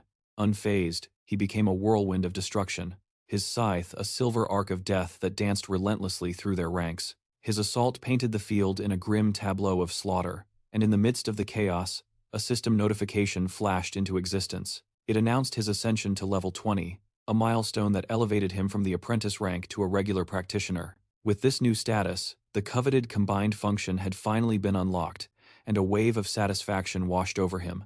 Level 20 was at last his. He could now harness the combination function, a powerful tool for forging unique items that were impossible to acquire through any shop. The system further declared that, in celebration of his new rank, the death insignia had been amplified. Its devastating additional damage surged from 100% to a staggering 120%, and a new exclusive Reaper skill had manifested, Night of Death, a technique that could shroud a 500-meter radius in pure darkness. As dark energy bled into the sky, it forged an artificial night, a domain of shadow that the caster could dispel at will. He noted that his next skill would only become available at the distant milestone of level 40 as he inspected his Reaper rune. This artifact was a game-changer. Under the sun, it doubled his weapon's damage, and under the moon, it increased his attack speed by 50%. Not only that, but it drastically diminished the enemy's ability to even perceive his presence. He could only begin to fathom the deadly synergy his new skill, Mortal Knight, would have with this rune. At that very moment, more monsters swarmed the field, and he greeted them with a grim smile. He was burning with the desire to test his newfound power, and without a moment's hesitation, he activated Mortal Knight. The approaching goblins faltered, confused by the sudden, unnatural twilight that rapidly descended, plunging them into absolute darkness. Within the suffocating gloom, Leo began his harvest, reaping their lives one by one, giving them no chance to fight back, as eternal rest claimed them. Standing in the heart of his manufactured night, he gazed upon the mountain of monsters he had just dispatched. A notification then broke the silence, confirming the second wave was successfully cleared. It stated that 3,343 players had survived, while 590 had perished. As a reward for their bloody victory, every survivor received 500 gold. He lets out a long breath, a fleeting moment of relief, his mind already racing, contemplating whether to acquire some fundamental skills before allowing himself a moment's rest. Navigating the system's interface, he immediately zeroes in on the one skill he knows is indispensable for what's to come. It's called presence detection, a skill Raymond understands will be his eyes in the encroaching darkness. With it, he can pinpoint every living entity within a 30-meter radius. A quick test reveals only the chilling stillness of goblin corpses, solidifying his new objective. He must amass another 20,000 gold. The third wave crashes down, pitting the remaining 3,343 players against a horde of 6,686 weakened hobgoblins. The clash is brutal, but brief, leaving 3,000 survivors to face the fourth wave against 6,000 more hobgoblins. After the players miraculously protect the crystal, an announcement declares the successful completion of the fourth wave. Julian allows himself a flicker of hope, envisioning the possibility of survival.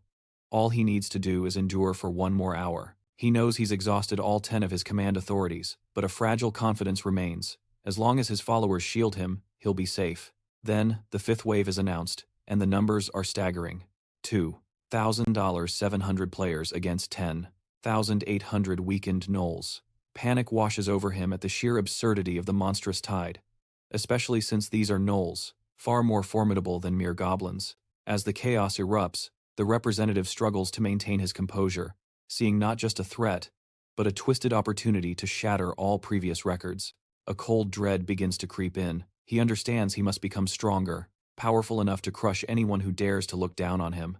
But then, strange sounds cut through the din of battle. He turns to see his own subordinates being systematically eliminated, not by monsters, but by something far more treacherous. He sees other players, their fingers pointing accusingly at him, their eyes burning with ambition.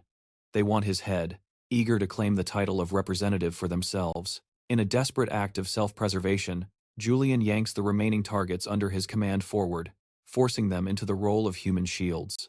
But it's a futile gesture. They are cut down in moments, leaving only a handful of players still bound by the fading effect of his ability. Finding himself completely encircled by predators, both monster and man, his only remaining option is to flee. With the hunt for monsters abandoned, the players turn their collective fury upon a new target, and the chase for his life begins. The gangster's singular focus was on surviving the next onslaught, a desperate hope that shattered when he finally saw the dark silhouette of the Reaper materialize before him. Gripped by utter desperation, he cried out to Rune, proclaiming that he would accept the proposal and obey any command given to him. All he asked for was protection, a plea he repeated with frantic energy as he begged for sanctuary. But Rune's expression was a cold, unforgiving mask, as he flatly refused the pathetic offer. He reminded the man that he had already declared his indifference. Whether the gangster lived or perished was of no concern to him. It was simply not his affair any longer. Sheer, unadulterated terror began to consume Jong-sik. He couldn't process it. The Reaper himself had extended the offer, so why was he now scorning it? Rune calmly clarified that he had absolutely no use for a servant who wielded no command authority whatsoever. The gangster's mind raced with panic as the awful realization struck him. He was useless.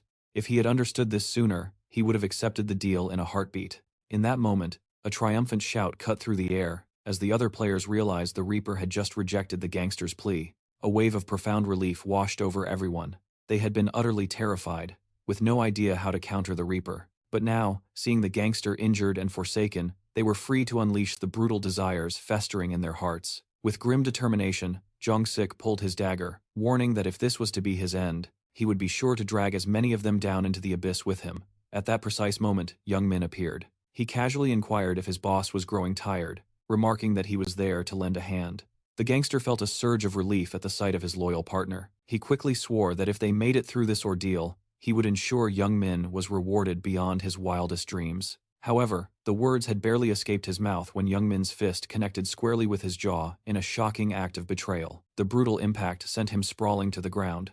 The gangster groaned in agony as Young Min slowly closed the distance. Leaning over his fallen form, he warned that he would end his life personally, so he wouldn't have to suffer any longer. For that very reason, he grabbed the representative's collar and began delivering a merciless and unrelenting series of blows. With each relentless strike, Jung Sik's world crumbled, his mind unable to process the betrayal from a man he considered nothing more than trash. But in this cruel arena, there was no time for regret. Young Min, with cold finality, simply raised his foot.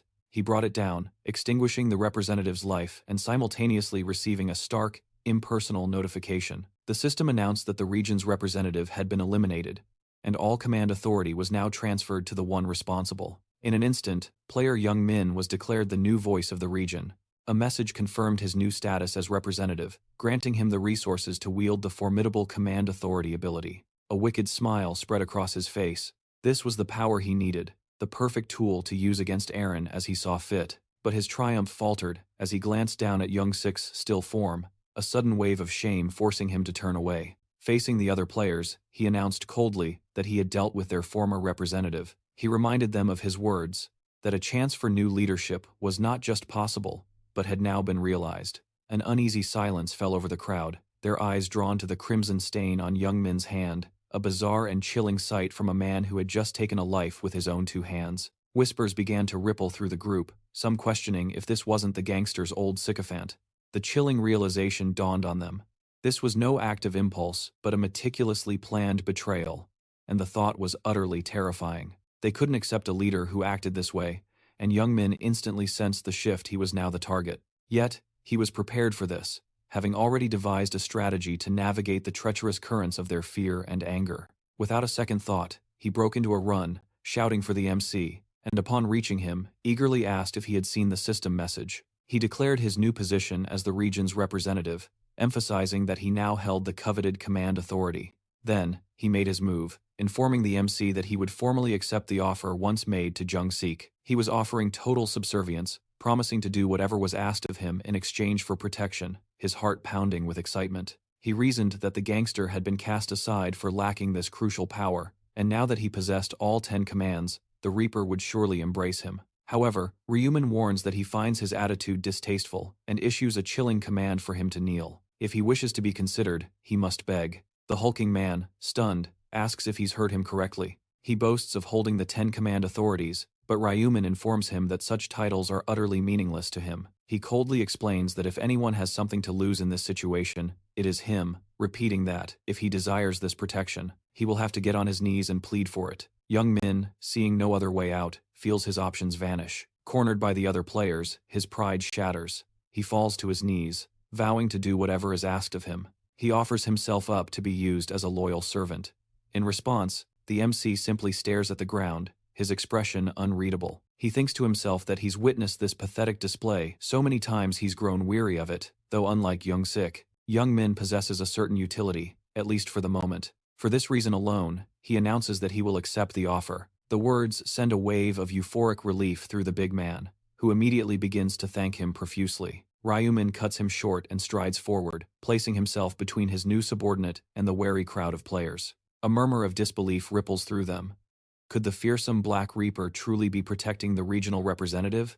They wonder if a united attack could succeed, but a voice of reason cuts through, asking if they have all lost their minds. They had all witnessed that horrifying scythe annihilate countless foes in an instant. Against such power, they stood no chance of winning. At that very moment, the MC captures their full attention, presenting them with two distinct choices. The first is to abandon their hunt for the region's representative and return to hunting monsters. The alternative is to die right here, at his hands. He adds that, if possible, he strongly recommends they choose the first option. He clarifies, however, that the second outcome is no problem for him either, as ridding the world of humans who point their blades at him is a welcome task. A chilling intimidation hangs in the air, and they immediately begin to disperse.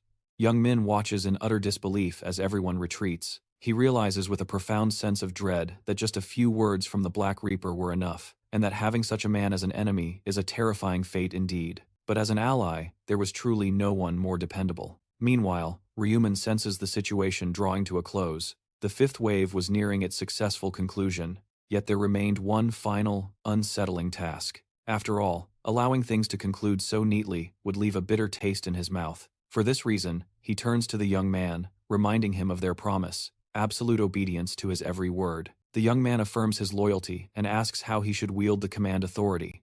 Ryuman's order is chilling and direct.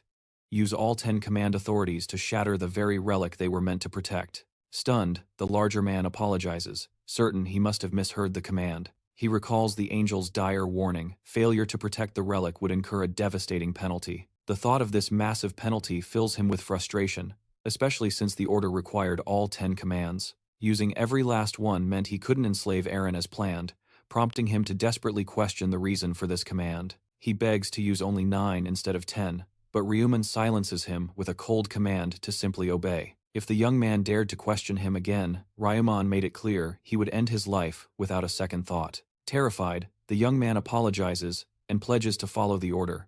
But before he can act, Ryuman provides one last detail. The players themselves would be the targets of the command authority, and he proceeded to list the nicknames of the 10 individuals. A wave of shock washes over him as he hears the 10 names. Every single one of his friends was on the list. He wonders if this was a deliberate, cruel twist, and in his heart, he silently apologizes to his comrades. It was an order from the Black Reaper, and defiance was not an option. With grim acceptance, he unleashes his power upon the names Ryuman had given him. He issues the final command: break the relic. Instantly, a system notification alerts everyone that the sacred object is under assault. The alert captures the immediate attention of the other players, who spin around in alarm to face the source of the betrayal. A sudden commotion draws their eyes to a horrifying sight. 10 of their own are relentlessly attacking the very relic they swore to protect. Shouts of disbelief echo through the chamber. "Stop! What in the world are you doing?" they plead, warning that everyone will face a penalty, but their words are lost on the attackers, whose eyes are vacant, their actions controlled by the unyielding power of a command authority. The assault continues with chilling precision. Though several players attempt to intervene, their efforts are utterly useless against the programmed onslaught that follows. With a final, sickening crack, the relic shatters. A cold, impersonal voice resonates through the air, announcing their collective defeat. The main mission is a failure. The consequence for their failure is swift and terrifying. The Herald of Divine Retribution will be summoned for a grueling 30 minutes. Despair washes over them. They have no idea what this entity is, but the stark warning that they must survive at all costs sends a chill down their spines. Their only goal is to endure until the timer runs out, or the round will never be completed. Amidst the chaos, our protagonist watches with grim satisfaction as the secret mission finally reveals itself. Round 3 begins, with a singular, harrowing objective: survive the onslaught of the Herald of Divine Retribution. The reward for success is a staggering 3,000 gold. The remaining time ticks down from 30 minutes, each second an eternity. A wave of contemplation sweeps through the players as the numbers sink in. They stand to win 3,000 gold if they can simply stay alive. The prize for this newfound trial dwarfed the 2,000 gold they would have received for protecting the now destroyed relic. This disastrous turn of events now seems like a far more profitable venture. Our hero observes them, knowing full well that this reward is far greater than anything the fifth wave could have offered.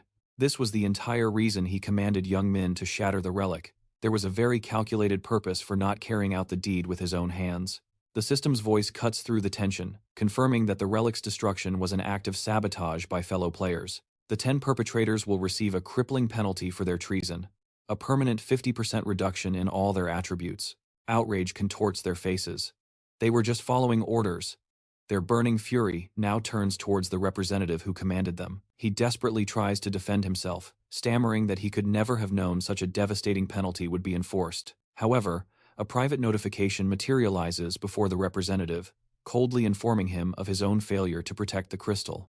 Therefore, as the one who gave the order, he too will face a severe penalty. All of his attributes are permanently slashed by 50%. The verdict sends him into a blind rage, and he smashes his foot against a wall, cursing everyone and everything around him. Ryuman watches with cold clarity, fully aware that a permanent loss of attributes is not just a setback, it's a death sentence. Realizing this outcome is fatal, he focuses on the secret mission, opening the store to gear up with practical items, starting with a protective hood. This piece bolsters his defense by 20 and his dexterity by 3.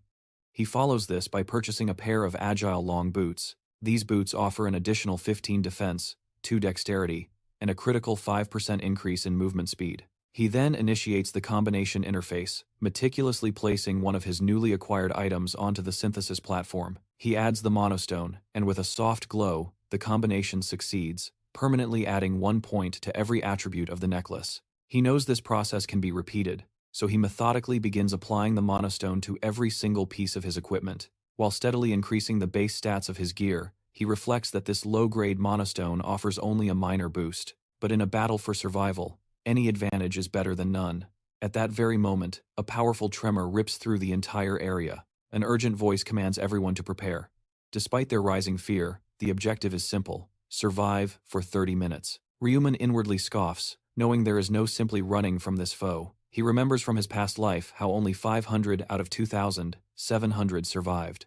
Merely surviving is an immense challenge, as this entity is a high-tier boss that can barely be defeated. Even a full party of 5 level 40 players would find it an impossible fight. As the memory fades, a dark rift tears open in the sky. Despite the overwhelming odds, Rune declares his plan to claim the massive reward for killing it, his voice filled with newfound confidence. His certainty stems from the title he earned for defeating the angel Buriel, a powerful blessing that doubles the wearer's attributes. This effect activates specifically when fighting against divine beings, and he knows with absolute certainty that the Herald of Divine Retribution is a creature of the divine type. As the boss emerges, the other challengers begin to murmur amongst themselves. They foolishly speculate that if the mission is just about dodging the angel's attacks, then it will be remarkably easy. Leo, another challenger, smirks with relief, thinking to himself that he was scared for absolutely no reason. His confidence lasts only until the Herald raises its colossal scepter and slams it into the ground, unleashing an apocalyptic wave of energy that expands to incinerate a vast area. A system alert blares to life, announcing the Herald's deployment of a restriction field, sparking immediate confusion among the players. Their mounting dread solidifies as a second notification confirms the grim reality. Escape from the spell's effective radius is impossible. The only way out, they learn, is for the caster itself to willingly dispel the enchantment. A wave of pure terror washes over them as the final detail is revealed. All attributes for those trapped are slashed by a crippling 50%. Desperate cries erupt from within, pleading for aid from their comrades outside, but Rune can only watch, his gaze sweeping over the roughly 300 souls ensnared in the trap. He grimly accepts their fate, a tragic but unavoidable loss, for he knows with certainty there is nothing that can be done to save them. The Divine Herald unfurls its magnificent wings, unleashing a blinding volley of hundreds of luminous arrows upon its trapped prey. Rune averts his gaze, unable to watch the carnage he knows is about to unfold. The light lances strike with terrifying precision and speed, felling players one after another as their frantic cries fill the air. Hopelessness sets in as they question how anyone could possibly evade an attack too swift to even track with the naked eye. Their movements, already sluggish from the field's curse, make them easy targets for the Herald's relentless, unending assault. Meanwhile, Rune calmly analyzes the battlefield, understanding the true deadliness of the restriction field once caught inside. While it makes dodging the light arrows a near impossible feat, he considers the situation from a different angle. This also means that if one possesses the skill to evade the initial onslaught, survival becomes a distinct possibility. Seizing this critical window of opportunity, he breaks into a sprint, circling around to the far side of the besieged area. Just as he calculated, the Herald is completely engrossed in its hunt, its back utterly exposed and unguarded. Once the last of the trapped players has fallen, the shimmering dome of the restriction field begins to fade away. Rune watches his target, a predator completely unaware of the true threat, and with a powerful surge, he launches himself forward. His scythe glints as he instantly activates his death seal, knowing this initial strike had to be a crippling blow. In that final, fleeting moment, the Herald senses the danger and turns, but it is far too late. The attack lands squarely on its target. Withdrawing his scythe, Rune recognized the flawless execution of his attack.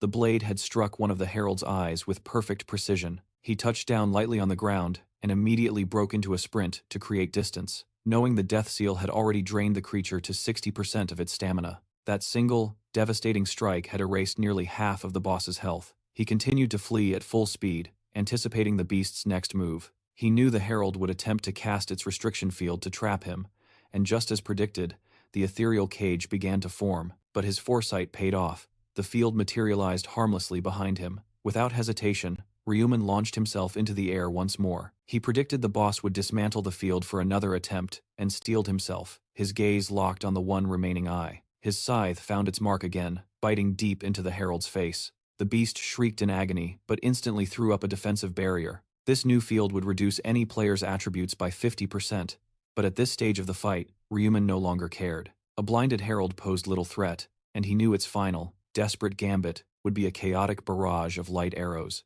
It would fire wildly in every direction, a futile attempt to strike a foe it could no longer see. In that precise moment, he activated his Night of Death ability, and an oppressive darkness surged forward to swallow the holy arrows whole. The herald was left utterly confused, unable to comprehend why its light had vanished. Rune seized this critical opening. He acted with absolute certainty, trusting a fundamental law of this world. Light could never truly conquer absolute darkness. With his scythe held ready, he declared to the crippled beast that he would finish this, once and for all. His blade carved through one of the herald's majestic wings, severing it from its body and sending it crashing to the ground. The beast turned, swinging its scepter in a blind rage, but Rune effortlessly dodged with an acrobatic somersault in midair. His descent was another attack, the scythe slicing clean through the remaining wing, grounding the celestial creature for good. Rune backed away, his eyes on the boss's health bar, which had now plummeted to a mere 10%. He created more distance, careful to avoid delivering the final blow. Just as the herald took a defiant stance and a system notification flashed before him,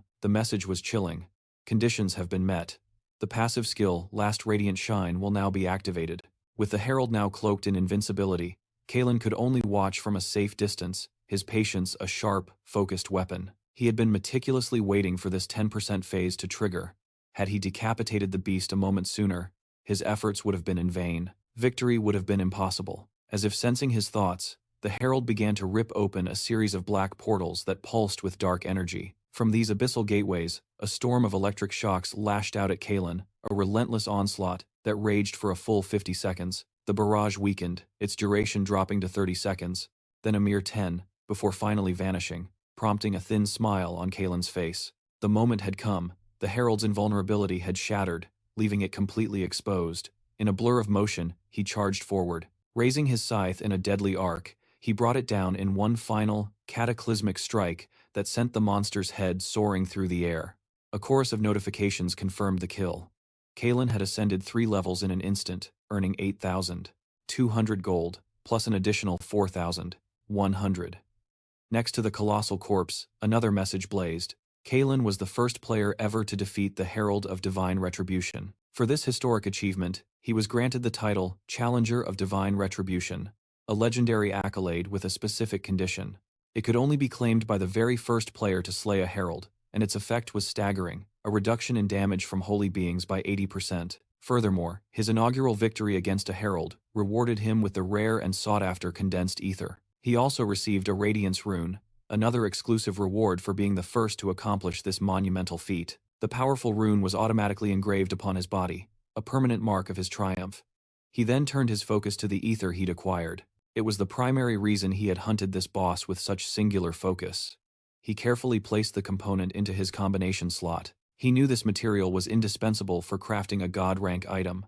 The Radiance Rune was also an incredibly pleasant surprise. It provided a permanent increase of 1 point to his intelligence and enhanced the effectiveness of his fear skills by 1%. He immediately understood the implications. At his current level of 30, this meant his intelligence and skill effectiveness would grow by 30 points and 30%, respectively. Thanks to this one artifact, he wouldn't need to waste a single point on his intelligence stat for a long time to come. A system-wide alert rings out, announcing the completion of the secret mission as a reward of 3,000 gold floods into every survivor's account. In moments, the players form a massive, awestruck circle around their savior. Cries of disbelief echo through the crowd. They can't fathom how the legendary Divine Reaper single-handedly felled such a colossal boss. Just then, a serene voice cuts through the clamor, drawing every gaze upward to the stunning figure descending from the sky. It is Olivia, her expression painted with surprise, admitting it is the first time she has ever witnessed someone conquer the Herald of Divine Retribution alone. For that feat, she acknowledges his power, even if he is merely human. She requests a moment of his time, her curiosity piqued, wanting to understand why the player known as the Black Reaper would target this specific boss. Roman inwardly scoffs at the tedious questions, but his outward reply is cool and simple. Just because. She steps closer, finding his answer peculiar. The only requirement for a reward was survival, yet he had risked utter annihilation for a reason as vague as just because. Sensing the moment, Roman clarifies his stance, declaring he couldn't simply stand by and watch that monster slaughter everyone. The surrounding players begin to look upon him with even greater reverence. He faced the beast only to save them. Olivia muses aloud that humans are truly strange creatures. From her perspective, it is pure foolishness to gamble one's life for strangers, a concept she confesses is difficult to grasp. Roman silently concludes that angels must be fundamentally selfish beings, incapable of ever understanding such a sacrifice. The angel then addresses the entire assembly, formally congratulating them for their successful performance in the trial. However, she warns them not to relax, as their final evaluation will be determined by their total number of kills. To that end, she announces that she will now reveal the official rankings from all participating regions. At the very top, in first place, was the Black Reaper, level 30, with an astonishing kill count of 3,006.